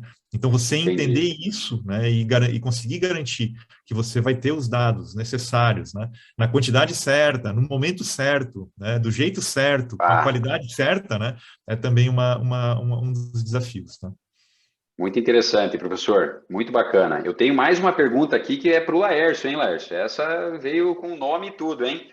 Laércio, como fica o cenário no caso de aquisição de novos equipamentos para a linha de produção? Qual o tempo de resposta para a atualização do sistema? Então, como fica o cenário na aquisição de novos equipamentos para a linha e qual o tempo de resposta para a atualização do sistema? Muito legal essa pergunta. Lembra que eu mostrei uma segunda fase que ele mostra que nós queremos simular, dar a opção do usuário simular o que ele vai fazer? Naquela parte existe um lugar assim mesmo, que ele solicita a modificação do seu layout, inserir novas máquinas, e lá, através de lá, ele muda, e eu mudo a simulação, e volta, acreditamos que vai ser questão de uma semana e meia. Então é relativamente rápido, né, Laércio? Essa pergunta foi feita pelo Matheus Gouveia, tá? Eu acho que foi direto ao ponto aí, é uma pergunta bem interessante. Bem resposta bacana. muito, Obrigado, muito bem formulada aí, Laércio. Muito bom, cara. E eu tenho uma pergunta de forma geral, que a gente é uma pergunta que eu queria entender um pouquinho melhor, porque assim, existe um universo muito grande, né? Deixa eu ver se eu respondi todas as perguntas aqui de todos os nossos colegas, porque senão eu vou ficar aqui devendo alguma coisa para os colegas que participaram. Muito, muito boas as perguntas, achei muito legal, né? Essa é uma pergunta que eu não queria deixar de responder, que é bem interessante e eu acho que pode interessar todo mundo. É uma pergunta, de novo, do Guilherme, que qual é uma fábrica que a gente tem no Brasil hoje que vocês têm contato, que é tido como um bom exemplo, né? Uma fábrica muito avançada na utilização do Digital Twin. Tá? Isso eu acho que pode ser um negócio bem interessante. Aqui não temos problema de... Pode, claro, Lucas, manda ver. Não, eu posso comentar uma, assim, que é uma empresa que, na minha opinião, está bastante avançada. Na verdade, até fazer um comentário antes disso, tá? É muito difícil você encontrar uma empresa 100% digitalizada, 100% imersa na transformação digital.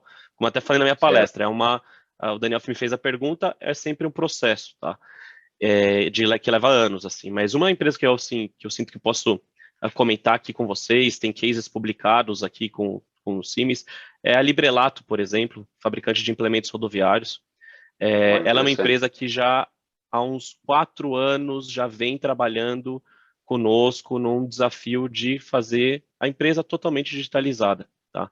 É claro, estamos sempre num processo, mas é uma empresa assim que, no quesito, ainda mais quando eu trago aqui sobre a minha palestra e sobre a do Fernando, gêmeo digital de produto, simulação, PLM, eles estão bastante maduros, assim, nesse sentido. Então, Librelato. É uma empresa aí, Librelato, é uma empresa que tem cases, se vocês jogarem na internet, assim, no Google, case Librelato Siemens, por exemplo, vocês vão encontrar ali alguns cases publicados sobre isso. Até tem uma gravação no podcast da Siemens com um dos diretores. Então, é uma empresa que eu cito aí, que ela acaba sendo um benchmark interessante para citar. Muito bacana. Professor Deschamps, tem alguma... Eu citaria a Bosch, né? Eu citaria a Bosch, né? Claro, né? Sem dúvida, aí o trabalho do Laércio e de todo o time dele, né? Mas uma outra empresa, não sei se vocês conhecem o Fórum Econômico Mundial, ele publicou recentemente, né, uma lista de empresas que eles chamam de Lighthouse Network, né, que é a rede de faróis, né, e que são faróis, assim, que são empresas que, de certa forma, estão um pouco à frente, né, na transformação digital, né. Claro que eu compartilho muito da visão do Lucas, né, com relação aqui. Assim, a gente não tem nenhuma empresa que seja 100% digitalizada, as coisas sempre acontecem por partes, né? Então, assim, você tem algumas aplicações específicas dentro das empresas em que você pode dizer, olha, né, nessa área, para essa aplicação, para essa função, nesse contexto, você tem um gêmeo digital, né? E uma das empresas que está nessa lista, nessa rede de faróis, né, aqui do Brasil, é a Renault, né, que está aqui do nosso lado também, né? Então, Legal. a gente, inclusive, ali como PUC, a gente tem um projeto de cooperação com eles desde 2014, a gente tem feito algumas coisas com eles, e a gente vê que existem aplicações em algumas áreas que são bem interessantes, que vale a pena ter como referência. Muito legal, professor. Eu tenho aqui um comentário com relação a isso, fica como spoiler aqui nesse webinar já. A gente já tem engatilhado aí um segundo webinar, onde a gente vai trazer use cases apenas, tá? E a Renault é uma das empresas que está na nossa mira, vamos dizer assim. A gente tem contatos lá, são colegas muito abertos e a gente está tentando trazer. Outras empresas também, nós estamos tentando trazer para esse segundo webinar que a gente vai fazer. E vocês já estão todos convidados aí, vão receber convites através das mídias, né, para que a gente possa fazer esse segundo momento. Ó, nós já estamos avançados no tempo. Eu queria ver se a gente pode tratar ainda mais um tema antes de fazer o fechamento, muito rapidamente, em 2, 3 minutinhos, mas que é assim, qual o ponto de partida para quem está iniciando? Eu queria direcionar isso para o professor Deschamps, e se alguém tiver algum complemento depois, mas qual o ponto de partida para quem está querendo começar com isso? Eu diria assim, eu gosto de começar pequeno, né? Então, acho que uma das perguntas, inclusive, ali que tinha sido feita antes, né? É de você ir experimentando, né? Em vez de você fazer aquele grande investimento, é você pegar uma aplicação que você vislumbra, né? Que possa ter o benefício de uma aplicação de um modelo virtual, de um modelo digital, com a qual você vai ter um ganho, né? E começar a fazer com ela, né? Assim, a tentar montar esse gêmeo digital com ela, né? A abordagem Legal. que a gente costuma adotar nos projetos dos quais a gente tem participado, né? É uma abordagem aí que a gente faz, assim, meio que três fases, né? Uma fase mais conceitual, uma fase mais de prototipagem e uma fase em que a gente aí coloca a coisa na prática. E dentro de cada uma dessas fases, a gente tem alguns ciclos de aprendizado, né? Em que, por exemplo, né? Preciso de tal dado que eu não tinha e não tinha vislumbrado antes. Você volta para a fase anterior, você faz o ajuste e daí você prossegue, né? Então, Legal. essa ideia de você começar pequeno para ir escalando, né? Justamente por ser um tema novo, por ser um tema em que você tem diversas tecnologias que precisam ser integradas, que você precisa fazer conversar, e sempre tem um risco associado a isso, né? Então, você começar pequeno tem benefícios e, em geral, você acaba mitigando vários desses riscos que estão relacionados à implantação, e aí você vai longe, né? Perfeito, professor. Perfeito. Muito boa a sua colocação, hein? Laércio, quer complementar alguma coisa? Lucas, Daniel? Eu gostaria. Talvez, pelo menos foi o jeito que eu comecei, né? E que talvez possa ajudar todo mundo, né? Olhando as dores. Assim, eu olhei qual que era o problema. Partindo do problema, né, Laércio? Partir do problema. Daí, por exemplo, eu olhei, nossa, a gente tem muita dificuldade em alocar pessoas fora do tech, por exemplo, né? O pessoal ficava um tempão lá tentando criar trabalho padronizado em uma linha de usinagem e ninguém conseguia, porque tem muita variável. E assim foi crescendo, igual o Fernando começou pequeno, com umas 2, 3 dores, hoje eu estou com um par de dor aí para tratar. Hoje dói tudo aí, Laércio. Hoje está doendo tudo. Muito bacana, muito bacana. Que você começa, na verdade, a ter os insights, né, como o professor chamou. Você vai para frente, vê, mas começa a simular, daí você começa a ter alguns insights que te remetem a outras dores, né? Muito legal. Isso mesmo. Muito bem, obrigado pela complementação, Laércio. O Daniel tem aí um ponto a colocar. Vai lá, Daniel. Você está no mudo, meu amigo. Eu acho que você deixou no mudo aí. Obrigado. Aí, obrigado. Daniel. Vai lá, amigo. Eu queria complementar sobre essa questão de empresas benchmark. O seguinte, a gente tem conversado com o Joelcio, e a nossa intenção é também voltar ao sistema presencial e a gente fazer visita a essas empresas, mostrando casos concretos. A gente sabe que o Zoom ajuda muito, e na época do Covid foi essencial, mas a gente sente falta da parte presencial, da troca de ideia, de conversar com o colega do lado e de ver coisas e tudo mais. A gente está avaliando agora se, em termos de Covid, já estamos seguros para isso. A gente sabe que está muito melhor, mas não é 0 casos, né? A gente tem tido casos ainda. Então, a gente está avaliando o melhor momento. E estamos trabalhando intensamente com alguns casos interessantes aí com o Joelcio, de empresas que vai ser muito bom a gente poder visitar e conversar com as pessoas, né? E ver aplicações práticas. Então, espero muito que a gente tenha novidades aí para o segundo semestre, né, Joelcio? E aproveitando, já que nós estamos no fechamento, assim, já na fase final, queria agradecer muito aos 3 palestrantes, né, o Fernando Deschamps, o Lucas e o Laércio, muito boas as apresentações. Eu fico muito contente porque uma complementa a outra e são casos complementares, que a transformação digital é isso, né? Os ferramentas vão se juntando, vão se somando, se complementando. Então, agradecer muito, assim, o tempo de vocês, o conhecimento que vocês trouxeram aí. Joelcio, brigadão mais uma vez aí pela parceria na coordenação. Prazer enorme. Dos eventos, tá? E eu deixo aí por sua conta aí para o fechamento. Maravilha. Bom, mais uma vez, agradeço também, vou chover no molhado aqui como o Daniel, né? Agradecer imensamente as excelentes palestras e, assim, uma medição de como as palestras foram boas foi o número de perguntas, né? E o quanto de discussões que geraram. Ficou uma pergunta ainda a responder para o Guilherme, nós vamos responder offline para ele, mas trouxe mais uma pergunta muito boa que daria mais um monte de discussão. De novo, gente, é um trabalho voluntário de vocês de apresentar aqui, mas enriquecem muito e ajudam o ecossistema da nossa região, né, a ser fomentado, certo? No tema digitalização. Então, vocês estão de parabéns aí pelas palestras. Agradeço mais uma vez, tá? Muito obrigado. Augusto, quer trazer alguma coisa aí, Augusto, para fechar?